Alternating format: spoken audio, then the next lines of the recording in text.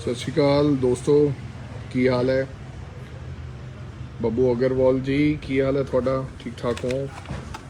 थोड़े जे साथी अपने नाल होर जुड़ जान, फिर आपां अपनी गल रखांगे। स्वाति कटारिया जी, सुरेश बिश्नोई जी, गगन सिंह, विकी सराय जी, गुरदेव हुंदल जी, सत श्री अकाल। की हाल है थोड़ा? की हाल है भी? कोई रंजीत ठीक ठाक हो? करण बराड़ साहब ठीक हो? तो लो साथियों, आपां फिर अपनी गल शुरू करिए। अज दा जिहड़ा अपनी गलबात है और अज दा जिहड़ा मुद्दा है वो 600 यूनिट बिजली नूं लैके है। सरकार ने पहला बहुत वड्डे वड्डे वादे किए सन और बड़ी उच्ची ते बुलंद आवाज़ च रौला पाउंदे रहे कि असी 600 बिजली जिहड़ी यूनिट है वो फ्री देंगे और हर व्यक्ति नूं देंगे। लेकिन 2 दिन पहला उहदा नोटिफिकेशन होया है और जो गलबात सामने आई है वो बिल्कुल जो ये कहते रहे और ये तो उल्टा ही है। सो पहला तो मैं थोनू दस दियां कि लोगों को 600 यूनिट असी बिजली देंगे ताजो वड्डी सारी गल लगे। 400 यूनिट बिजली जिहड़ी कांग्रेस की सरकार सी, यानी कि मगरली साडी सरकार सीगी, वो ऑलरेडी असी बिजली मुफ्त दिंदे सां।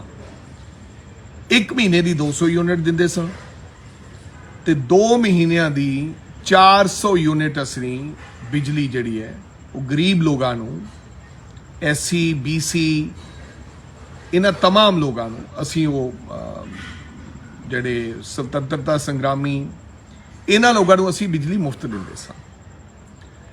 और अगर 400 तो वध आ जाता सी 2 महीने का बिल, तो फिर असी 400 कट के दूसरा बिल उन्हां तो ले लेंदे सी, सरकार लैंदी सी। लेकिन 400 यूनिट उन्हां दे माफ हुंदे सी। नवी सरकार आई, वड्डे वड्डे वादे किए गए, वादे तो होर भी बथेरे किए, लेकिन हौली हौली थानू उन्हां तमाम वादियां बारे थानू चानना पाउंदे रहा करांगे। लेकिन ये नाल नाल नोटिफिकेशन दे विच उन्होंने कहता कि एक स्वय घोषणा पत्र यानी कि एफीडेविट हर व्यक्ति देगा जिन्हें ये बिजली मुफ्त लेनी। साडे समय कोई स्वय घोषणा पत्र नहीं सीगा।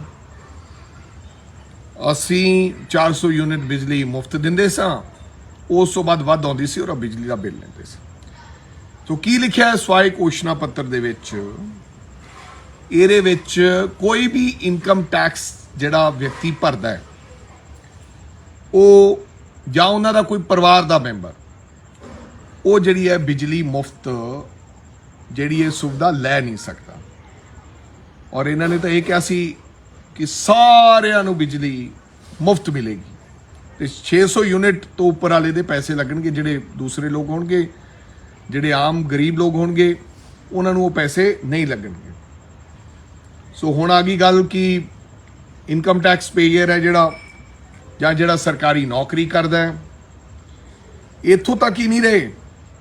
इन्होंने ये भी कह दिता गया कि अगर किसी को 10,000 रुपया पेंशन भी आउंदी है जिस परिवार को, चाहे वह गरीब है, उन्होंने असी बिजली मुफ्त नहीं देंगे। बहुत सारे ऐसे लोग ने आर्मी के रिटायर्ड ने जिन्होंने 10,000 रुपये तो वध पेंशन आउंदी ने। सो इहदा मतलब वो भी कट्टे गए, इनकम टैक्स वाले भी कट्टे गए। और इहदे विच फिर उन्होंने लिखा कि जिहड़ा वकील साहबान ने, जिहड़े वकील ने, कोई टीचर ने, कोई आर्कीटैक्ट ने, इंजीनियर ने, चार्टर्ड अकाउंटेंट ने, ये तमाम लोग भी इहदे विच नहीं आ सकते। भाई ये तो तुसीं क्या ही नहीं सी पहला कि असी स्पैसीफिकली असी जिहड़े टैक्स पेयर ने उन्हां वास्ते असी ये स्कीम लागू नहीं करांगे। तुसीं ये गल कही नहीं, तुसीं आख्या, खुद चीफ मिनिस्टर ने गल कही कि असी ये जिहड़ी 600 यूनिट बिजली है ये सब वास्ते माफ है, इस तो वध बिजली बालन वाले नूं पैसे लगणगे। ना ही तुसीं ये कहा कि जिन्होंने 10,000 रुपया पेंशन आउंदी है, ये तो अपनी विधान सभा च गल ही नहीं हुई। ਨਾ ਹੀ ਤੁਹਾਡੇ ਇਹ ਗੱਲ ਮੈਨੀਫੈਸਟੋ ਦੇ ਵਿੱਚ ਹੋਈ ਹੈ। ਇਹਦਾ ਮਤਲਬ ਕੋਈ ਵੀ ਜਿਹੜਾ ਕਿੱਤਾ ਕਰਦਾ ਵਿਅਕਤੀ ਉਹਨੂੰ ਇਹ ਬਿਜਲੀ ਮੁਫਤ ਦਾ ਕੋਈ ਫਾਇਦਾ ਨਹੀਂ ਹੈ। ਸੋ ਸਵਾਈ ਘੋਸ਼ਣਾ ਪੱਤਰ ਵੀ ਲਿਆ ਜਾਏਗਾ। ਇਹ ਇਸ ਕਰਕੇ ਲਿਆ ਜਾਏਗਾ ਕਿ ਬਹੁਤ ਸਾਰੇ ਤਾਂ ਇਹ ਸਵਾਈ ਘੋਸ਼ਣਾ ਪੱਤਰ ਭਰਨ ਲੱਗੇ ਡਰਨਗੇ, ਕਿਉਂਕਿ ਉਹਨਾਂ ਨੇ ਅੰਤ ਵਿੱਚ ਇਹ ਲਿਖਿਆ ਹੈ ਕਿ ਅਗਰ ਕਿਸੇ ਦੀ ਸੂਚਨਾ 'ਚ ਕੋਈ ਗੜਬੜ ਹੋਈ ਤਾਂ ਉਹਦੇ ਉੱਤੇ PSPCL ਕਾਰਵਾਈ ਕਰ ਸਕਦਾ ਹੈ। ਜਾਨੀ ਕਿ ਪਹਿਲਾਂ ਹੀ ਲੋਕਾਂ ਨੂੰ ਡਰਾ ਦਿੱਤਾ ਗਿਆ ਤਾਂ ਜੋ ਘੱਟ ਤੋਂ ਘੱਟ ਜਿਹੜੇ ਲਾਭਪਾਤਰੀ ਇਸ ਗੱਲ ਦਾ ਫਾਇਦਾ ਉਠਾ ਸਕਣ। ਸੋ ਇਹ ਵੀ ਨਾਲ ਕਹਿ ਦਿੱਤਾ ਗਿਆ ਕਿ ਟੈਕਸ ਬਈ ਜਿਹੜਾ ਟੈਕਸ ਭਰ ਰਿਹਾ ਵਿਚਾਰਾ, ਜਿਹਦੇ ਟੈਕਸ ਨਾਲ ਤੁਸੀਂ ਬਿਜਲੀ ਮਾਫ ਕਰ ਰਹੇ ਹੋ, ਜਿਹਦੇ ਟੈਕਸ ਦੇ ਨਾਲ ਬਿਜਲੀ ਤੁਸੀਂ ਮਾਫ ਕਰ ਰਹੇ ਹੋ, ਜਿਹੜਾ ਕੋਈ ਪੜ੍ਹਾ ਰਿਹਾ ਹੈ, ਕੋਈ ਅਧਿਆਪਕ ਹੈ, ਕੋਈ ਪੈਨਸ਼ਨ ਲੈ ਰਿਹਾ ਹੈ, ਕੋਈ ਇਨਕਮ ਟੈਕਸ ਪੇਅਰ ਹੈ, ਉਹਨੂੰ ਇਹ ਸੁਵਿਧਾ ਨਹੀਂ ਹੈ। ਕਿਉਂ? ਉਹਨੇ ਕੀ ਗੁਨਾਹ ਕੀਤਾ ਹੈ? ਉਹਨੇ ਗੁਨਾਹ ਇਹ ਕੀਤਾ ਕਿ ਉਹ ਤੁਹਾਡੀ ਉਹ ਬਿਜਲੀ ਮਾਫ ਕਰਨ ਵਾਸਤੇ ਪੈਸਾ ਦੇ ਰਿਹਾ, ਕਿਉਂਕਿ ਘਰੋਂ ਤਾਂ ਬਿਜਲੀ ਕੋਈ ਮਾਫ ਨਹੀਂ ਕਰਦਾ, ਨਾ ਕਾਂਗਰਸ ਕਰਦੀ ਸੀ, ਨਾ ਅਕਾਲੀ ਦਲ ਕਰਦਾ, ਨਾ ਕੋਈ ਆਮ ਆਦਮੀ ਪਾਰਟੀ ਕਰਦੀ ਹੈ। ਇਹ ਤਾਂ ਜਿਹੜਾ ਲੋਕਾਂ ਦਾ ਟੈਕਸ ਮਨੀ ਹੈ, ਅਸੀਂ ਉਹਨੂੰ ਵਿਉਂਤਬੰਦੀ ਦੇ ਨਾਲ ਅਸੀਂ ਸ਼ੁਰੂ ਕਰਦੇ ਹਾਂ ਤੇ ਫਿਰ ਅਸੀਂ ਜਿਹੜਾ ਹੈਗਾ ਲੋਕਾਂ ਦਾ ਇਹੋ ਜਿਹੀਆਂ ਸਕੀਮਸ ਲਿਆ ਕੇ ਉਹਨਾਂ ਨੂੰ ਫਾਇਦਾ ਕਰਦੇ ਹਾਂ। ਸੋ ਮੇਰਾ ਖਿਆਲ ਇਹ ਸਰਾਸਰ ਪੰਜਾਬ ਦੇ ਲੋਕਾਂ ਨਾਲ ਧੋਖਾ ਹੈ, ਸਰਾਸਰ ਪੰਜਾਬ ਦੇ ਲੋਕਾਂ ਨਾਲ ਠੱਗੀ ਹੈ। ਲੋਕਾਂ ਨੂੰ ਮੂਰਖ ਬਣਾਇਆ ਜਾ ਰਿਹਾ ਹੈ, ਜੋ ਕਿਹਾ ਸੀ ਉਹ ਨਹੀਂ ਕੀਤਾ ਜਾ ਰਿਹਾ। ਸਰਕਾਰ ਫੇਰ ਆਪਦਾ ਇੱਕ ਵਾਰੀ ਪੰਬਲ ਪੂਸਾ ਬਣਾ ਕੇ ਲੋਕਾਂ ਨੂੰ ਮੂਰਖ ਬਣਾ ਰਹੀ ਹੈ। ਇਸ ਤੋਂ ਚੰਗਾ ਸਾਡੀ ਬਿਲਕੁਲ ਜਿਹੜੀ ਪਹਿਲਾਂ ਸਕੀਮ ਚੱਲ ਰਹੀ ਸੀ, ਜਿਹੜੀ ਕਾਂਗਰਸ ਪਾਰਟੀ ਦੇ ਸਮੇਂ ਸੀ, ਕਿ 7 ਕਿਲੋਵਾਟ ਵਾਲੇ ਨੂੰ, ਜਾਨੀ ਕਿ ਜਿਹੜਾ ਲੋਡ 7 ਕਿਲੋਵਾਟ ਤੱਕ ਹੈ, ਉਹਨੂੰ ਅਸੀਂ 3 ਰੁਪਏ ਸਬਸਿਡੀ ਦਿੰਦੇ ਸੀ, ਜਾਨੀ ਕਿ ਸਸਤੀ ਬਿਜਲੀ ਦਿੰਦੇ ਸੀ।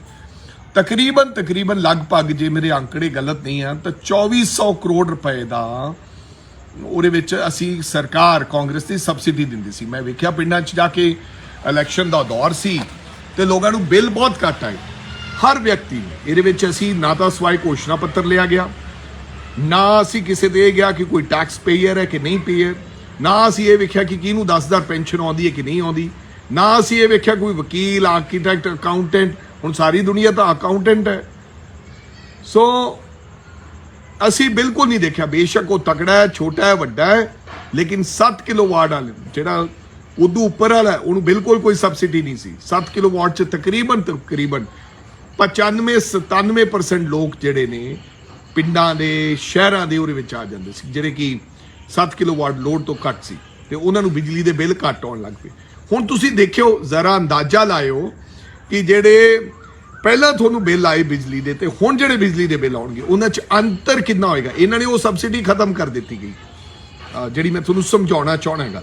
ਇਹਨਾਂ ਨੇ 2400 ਕਰੋੜ ਰੁਪਏ ਦਾ ਜਿਹੜਾ ਇਹਨਾਂ ਦੇ ਲੋਕਾਂ ਨੇ, ਆਫੀਸਰ ਸਾਹਿਬਾਨਾਂ ਨੇ ਇਹਨਾਂ ਨੂੰ ਬਣਾ ਕੇ ਦਿੱਤਾ ਕਿ ਸਾਡਾ ਤਾਂ ਫਾਇਦਾ ਹੋ ਜਾਏਗਾ ਉਲਟਾ, ਕਿ 2400 ਕਰੋੜ ਰੁਪਏ ਦੀ ਜਿਹੜੀ ਸਬਸਿਡੀ ਹੈ ਉਹ ਅਸੀਂ ਬੰਦ ਕਰ ਦਿਆਂਗੇ, ਜਿਹੜੀ ਕਾਂਗਰਸ ਦੇ ਕੇ ਗਈ ਸੀ 3 ਰੁਪਏ ਹਰ ਵਿਅਕਤੀ ਨੂੰ, ਵੱਡਾ ਛੋਟਾ, ਟੈਕਸ ਪੇਅਰ, ਜਿਹੜਾ ਵੀ ਬੰਦਾ ਜੋ ਵੀ ਕੰਮ ਕਰਦਾ। ਤੇ 1700 ਦੀ ਸਬਸਿਡੀ ਸਾਨੂੰ ਦੇਣੀ ਪਏਗੀ ਇਸ 600 ਯੂਨਿਟ ਦੇ ਨਾਲ, ਜਾਨੀ ਕਿ ਜਿਹੜਾ 200 ਯੂਨਿਟ ਐਕਸਟਰਾ ਦਿੱਤਾ ਹੈ।